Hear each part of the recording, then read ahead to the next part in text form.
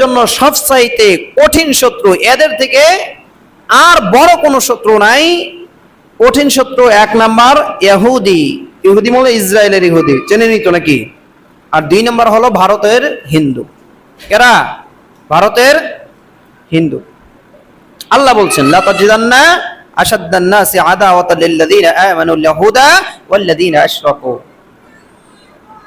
মুসলিমদের জন্য সবচাইতে বড় কঠিন শত্রু সবসময় বিদ্বেষ পোষণ করে এক নম্বরে ইহুদি, দুই নম্বরে হিন্দু। তো এই হিন্দুদের সাথেও কিছু কিছু দলের সম্পর্ক ভালো আছে কি নাই?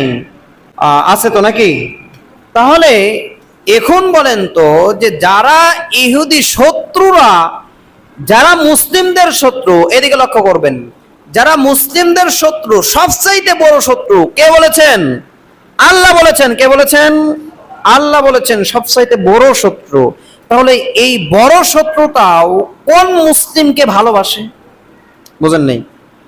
আমি মুসলিম, আমার সবচাইতে বড় শত্রুকে হিন্দু, আমার সবচাইতে বড় শত্রুকে ইহুদি। তারা সবসময় আমাকে হত্যা করতে চায়। সবসময় কি চায়? হত্যা করতে চায়, এই হিন্দু আর ইহুদি। কিন্তু আমার ভাইকে আবার ভালোবাসে। বুঝেন নাই? আমার চাচার সাথে আবার ভালো সম্পর্ক। মানে আমাকে হত্যা করতে চায় কেন? আমি মুসলিম তাই।